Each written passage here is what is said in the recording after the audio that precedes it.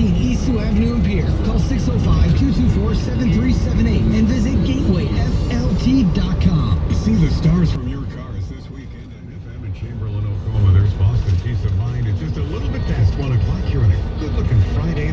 Prime time, Paul staring out the window. Boy, what fun we're going to have this weekend, right? Check the forecast coming up. Art in just a bit. Here's one from Eddie Money.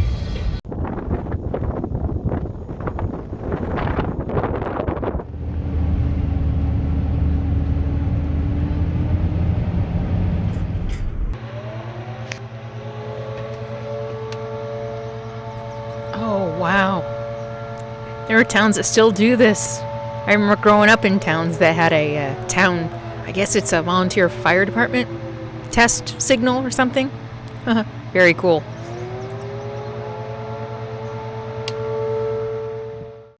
Welcome to North Dakota. Made it to North Dakota yesterday. And it's getting harder. South Dakota wasn't too bad as long as I was around the Black Hills National Forest. But it's already getting harder. There's just no federal public land, a little bit of grassland. But for the foreseeable future, at least in North Dakota, all I'm seeing are designated campsites on Conservation Corps, national grasslands or conservation areas. So where I'm heading, and I was trying to get to yesterday, but I got tired. I was going to try to get to a certain place yesterday, and I didn't make it. And so it's not dispersed camping, it's free camping in a designated campground, public owned campground. This, I just wanted to tell you, haven't had my first cup of coffee yet. This is a city park, and this is one of the things that I remember seeing in my travels east of the Mississippi. I'm east of the Missouri, by the way.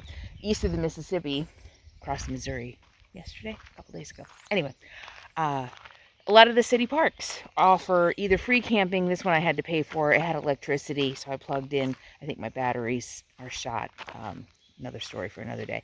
But, I mean, they're fine. But, anyway. Keep going off on these tangents. This is a city park. Many city parks in the eastern states with not as much BLM and national forest land will let you stay for free. I think they're all starting to kind of catch on that they're missing out on opportunities for revenue for the cities. So this one was $20. And yeah, $20. Yeah, $20. I stayed at a state park the night before. I had to pay for the admission to the state park plus camping. So that was $8 to get into the state park and $23 to camp, which I never understood. If I'm coming into your state park to pay for camping, why are you charging me for admission? But a lot of states do that. So anyway, this is a city park. Beautiful. It was quiet. There's a couple other campers here. And, yeah. I think that's it. Somebody's happy. We went swimming yesterday.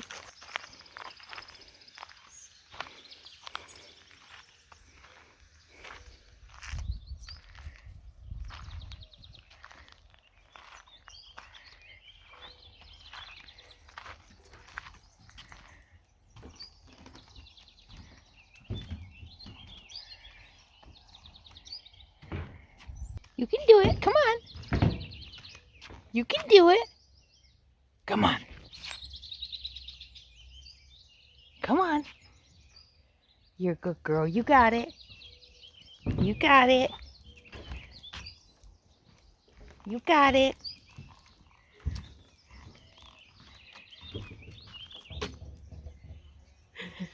So while there might be a shortage of dispersed camping like I'm used to in the West, there's no shortage of water and dump stations, and many of them are free, or free with camping. So since I've already had to pay for camping, had plenty of water, so, which is nice. I can take more showers when I'm going to be near water anyway.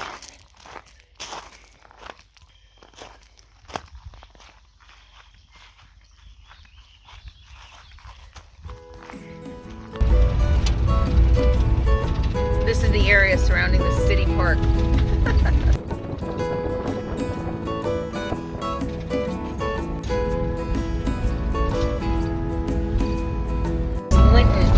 that's where I stayed. I just tried to get the sign. Linton, North Dakota. That's where I just stayed at the city park. City.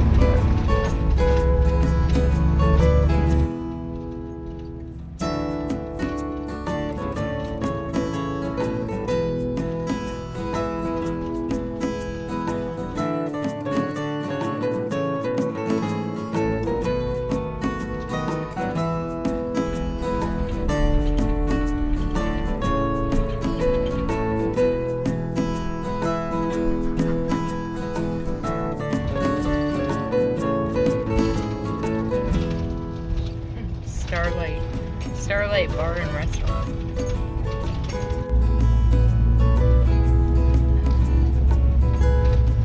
Oh my gosh. The Willows Apartments. Oh man.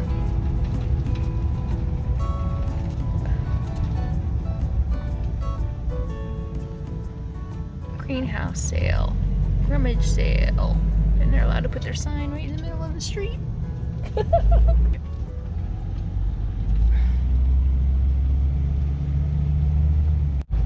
Look at that old bank building, 1903. Wow.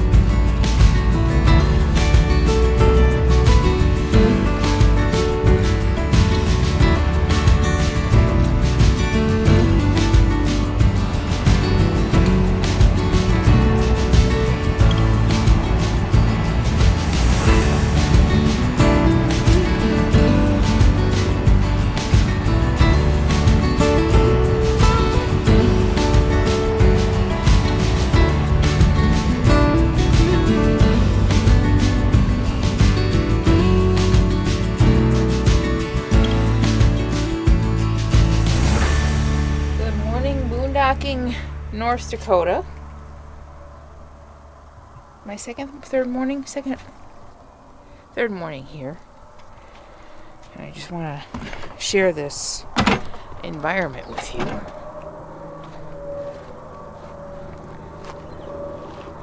Point the microphone in the right direction.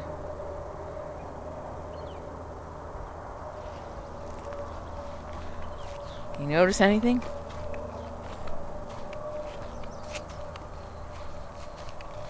So I've been in North Dakota 4 days, I guess now. And this has been the boondocking campgrounds that are free. This one happens to be right next to an interstate. The humidity is high this morning, 66 degrees, so I hear it more. I've heard it every morning, but this is really bad. I woke up, my window open.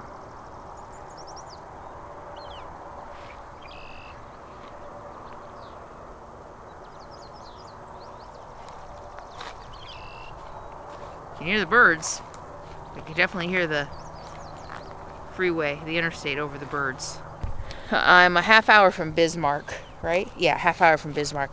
And I got here on Saturday after going to a couple different places on freecampsites.net that said they were free campgrounds. One was no longer free and it was packed. packed. I mean, closed in tight packed. This was packed when I got here, and I had to park in a spot that didn't have a picnic table or a fire ring right over the way over there.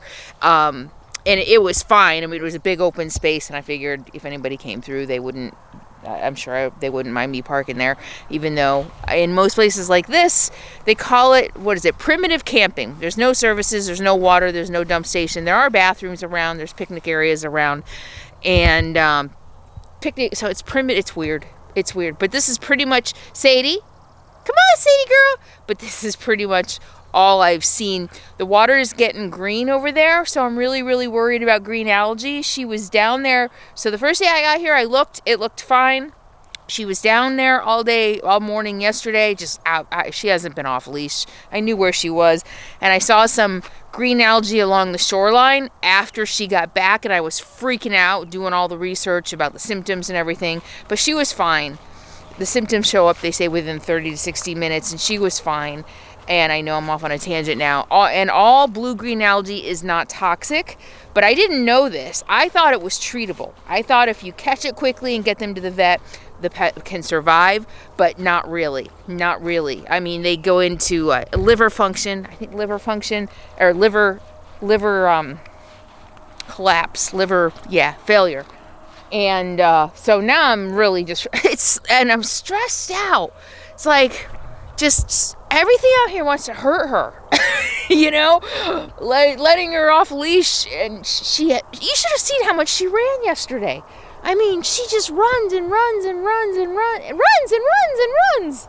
And, you know, there's a lot, it's like a kid. You worry about everything. So, you know, she's okay. And she came back wet and muddy. So she was in the water, and there's ticks too. So I'm super paranoid about ticks. I found one crawling on me the other night.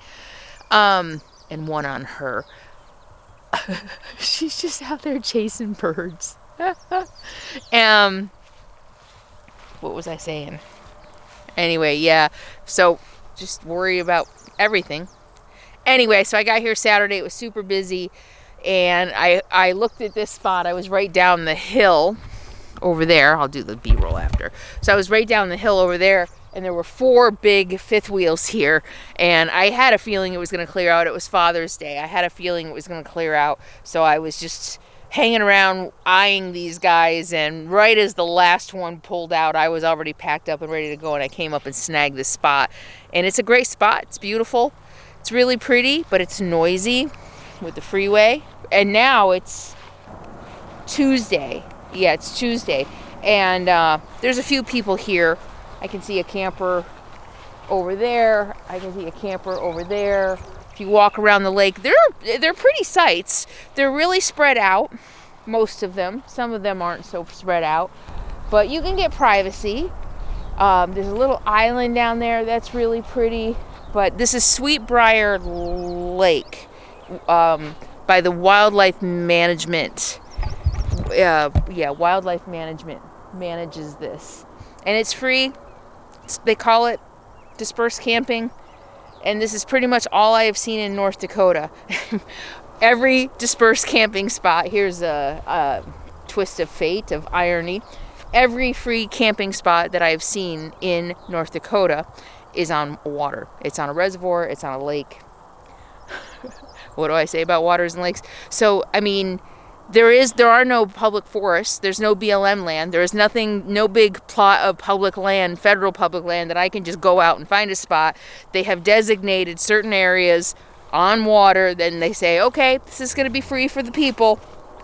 Okay, all you people, go congregate here. So I'm getting the heck out of here. It's like, okay, I needed to come to North Dakota to see it. I've seen it. I gotta go. And I gotta look for Sadie. So it's gonna warm up tomorrow really hot. Yesterday wasn't bad. It was only like high 60s. So today's gonna be a little bit warmer. So I'm sure the water is fine. If it was fine yesterday, I'm sure it's fine today. But tomorrow it's gonna be 95 degrees. And I think I'm just gonna go. I'm kind of done. But let me go get Sadie.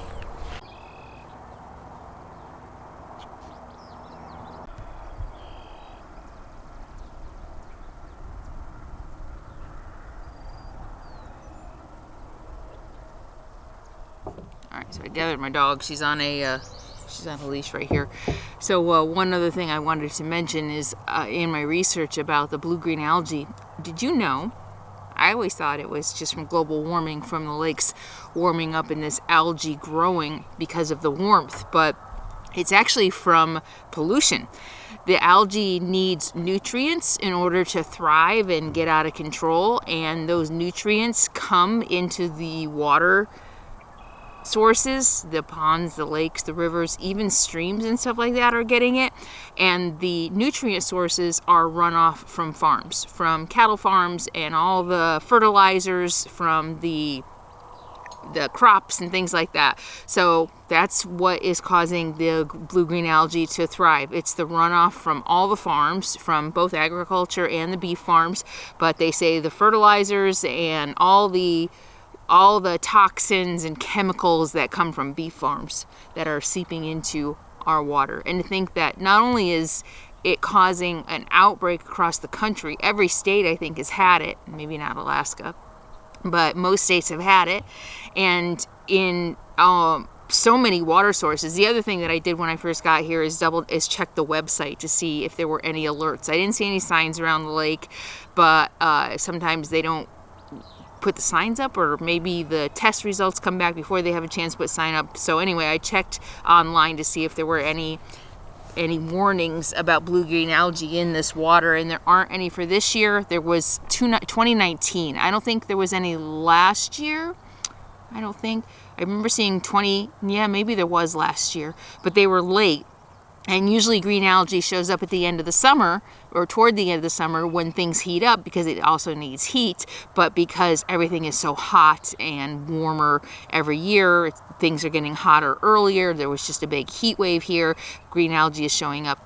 It's barely summer. Yesterday was the first day of summer, and green algae can already be showing up. And last year it was late July that it showed up in this lake. So, yeah, little lesson there on green algae.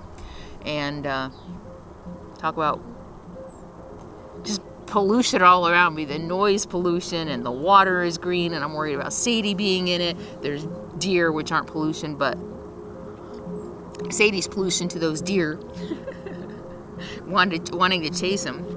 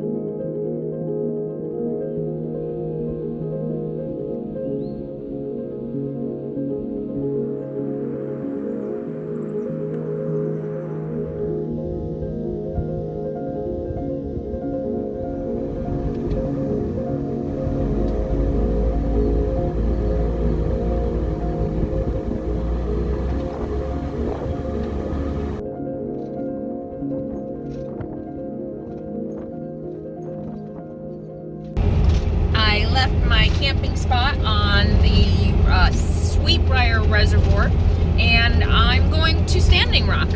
I'm only an hour and a half.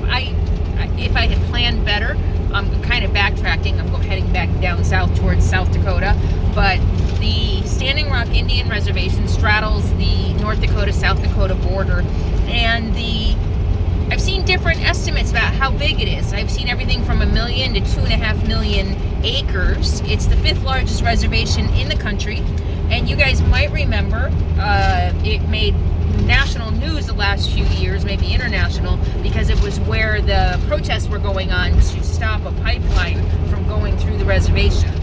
And I remember a couple of years ago when the big protests, I mean, thousands, hundreds of thousands of people came to protest the pipeline. I seriously thought about coming, but it was, I think I was in Alaska or something, I don't remember. But anyway, it's an hour and a half south, and I decided just to go ahead. I'm going to go to the monument, and I want to kind of go just pay my respects and see it and experience it.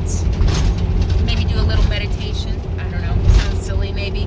And also, I'm coming up on it soon. It's 95 degrees here today. The hottest day it's been in about a week or so. And so I'm gonna stay at a state park. Fort Lincoln State Park? I think it's Fort Lincoln State Park. I'm gonna pass it here in a minute. And I went ahead and reserved the site last night. I think I'm gonna be paying for a lot of campsites in my travels this year as I go east when there's less boondocking. And if I want to run my air conditioner, I have to plug in at least until I get my generator fixed. And so that's what I'm going to do. I'm going to come back up after I visit Standing Rock. I'm going to come back up and stay at the state park where I can plug in. And I'm traveling along the Missouri River today. I wanted to be near water so Sadie can go swimming. I wasn't comfortable being around that lake. Not sure if the green algae was toxic or not, so I kind of wanted to get out of there. The hot weather, if it wasn't toxic, could make it toxic, and I was worried about Sadie, so that was another reason I just wanted to move on. And I kind of want to get out of North Dakota. I'm ready for some real boondocking, so we'll see where the day leads. So I'll tell you, if I'm going to stay at a campground, state parks are my preference. I really like state parks in general. Yeah, they're less expensive than private parks. They're prettier than private parks. And I feel like state parks, you really kind of get to see the best of the state because the state sets aside the best. And there's history sometimes. I think there's going to be a lot of history in this one. I just think in general, I think they're prettier. The amenities are usually good. And so in my travels, like I never stay at a private park. Never. Can't even think if I've ever stayed in a private park. And if I'm going to pay to stay somewhere, I always look for state parks. And it's a good way also, I feel, to support and what's the word I'm looking for? Support. I guess support the state that I'm traveling in. You know, the money goes back into the state park system for preservation as well. So I talk a lot in my political videos about voting with your dollar, and it's kind of my way, not really of voting, but of supporting the things that I care about, which is conservation and keeping public lands open to people, even if you have to pay for it, which seems in North Dakota. In many of these states, there's just not, traveling this far east again just really makes me appreciate all the open land we have in the West, and I've got a lot of thoughts on that I'll share with you later.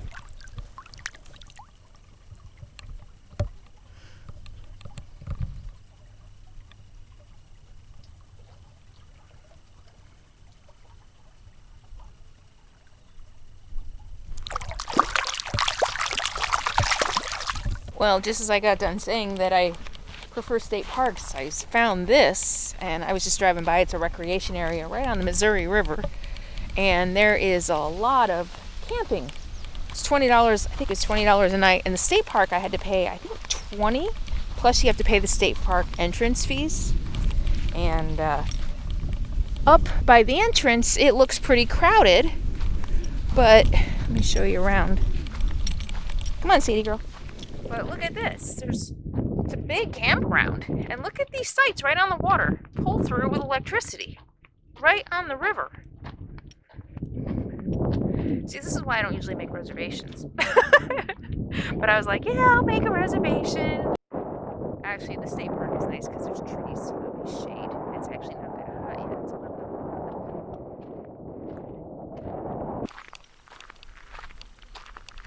bit. Look at this. Big, huge campground. There's nobody here. There's a bunch of big trailers up by the entrance up there. But there's nobody down here. Wow. This is the prettiest part of the Missouri River I've seen. Lunch, whatever, my first meal of the day. I figured I'd stop here and make breakfast or lunch or whatever for my first meal of the day. Well, I've been eating like crap.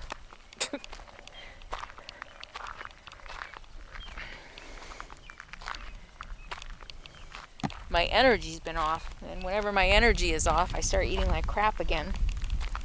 I eat sugar for energy,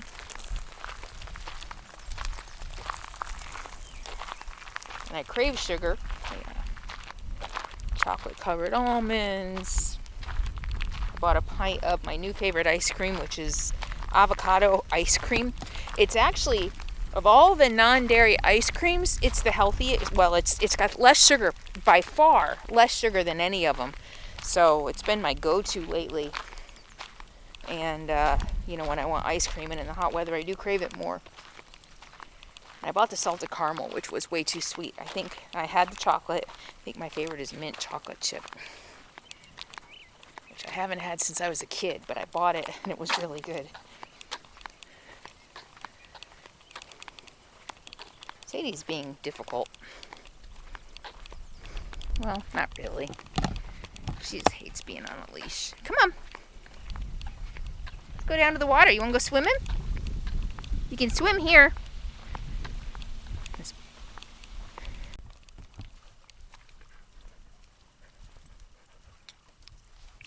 Oh boy, it's chilly. Feels good though.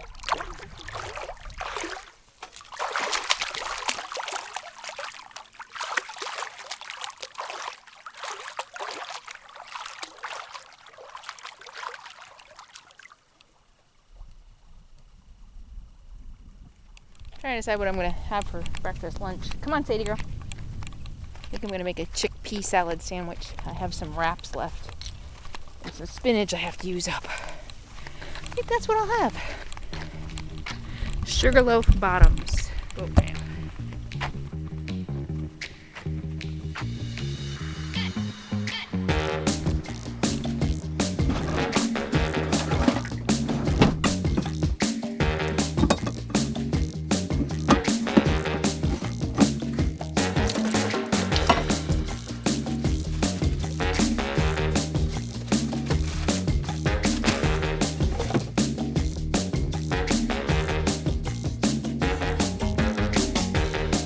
Oh yeah!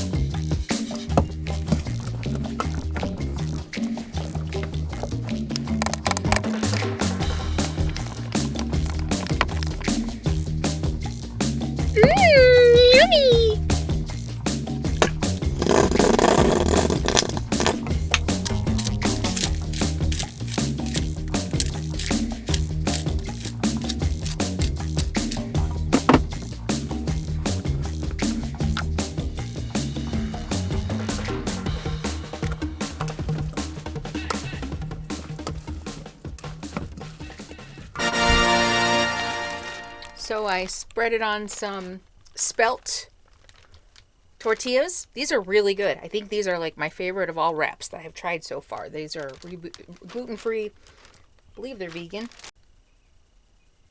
Oh, they're not gluten-free. They have wheat in them. Oh my gosh. No wonder they're so good. Wait, isn't Rudy's organic? I thought Rudy's dairy-free and non-GMO. I always thought Rudy's was gluten-free. Well, look at that. Okay, well, they have wheat in it and honey. So they're not vegan either. Anyway, they're really good. They're very floury. Now I know why. So, have one of those. And, oh, I took the label off. This is, what is this? Beet and cabbage kimchi. So put a little kimchi on top and a lot of spinach. And that's it. I have a sandwich. Lunch, breakfast, brunch.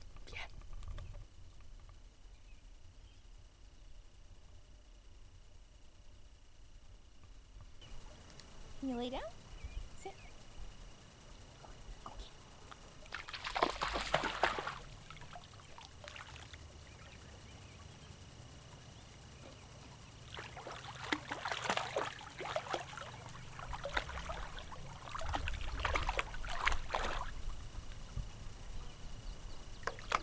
Okay.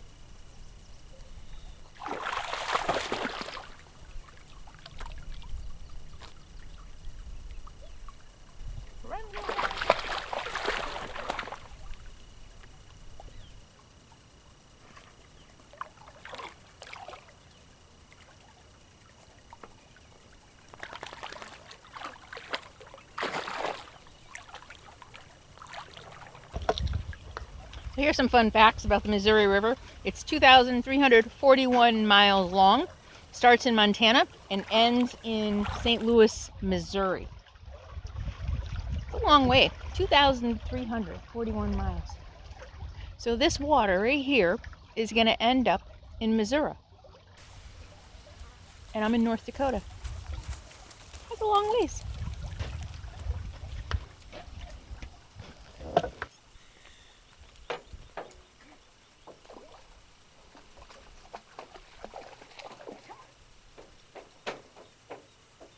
Since the glaciers receded about 12,500 years ago, leaving the Missouri River, for generations upon generations, it's been a really important part of Native American lives in the area. They settled here, they grew food here, they had religious and burial sites along the way, trade routes along the way. And then in 1804, the Lewis and Clark expedition, a group of 40 men, started out in what was then known just as Saint. It wasn't even St. Louis yet.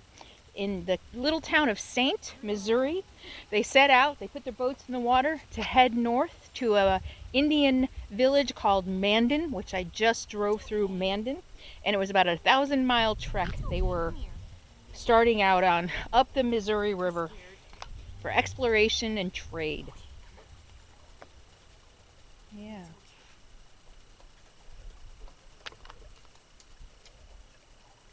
You can just imagine going back a couple hundred years, maybe even 1,000 years, and imagining the Native Americans living on the shores of the Missouri River, honoring Mother Earth, honoring the river, honoring each other, except enemy tribes, of course. There's always been war and conflict and competition for resources, probably land. But I think they all could agree, or they had, the one thing they all had in common is respect for the land, which we lost. We really, really, really lost.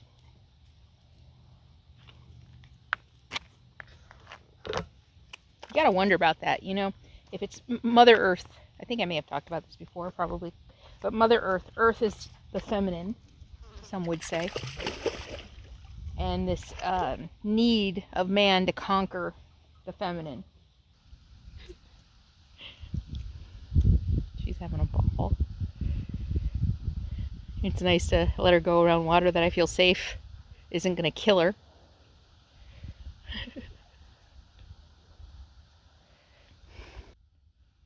Let's go! Come on!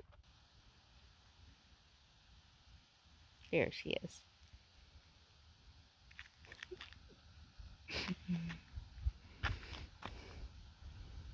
Can you imagine getting that much joy from running?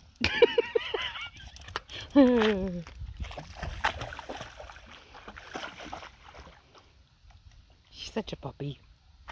She's such a puppy. Oh, you almost went swimming.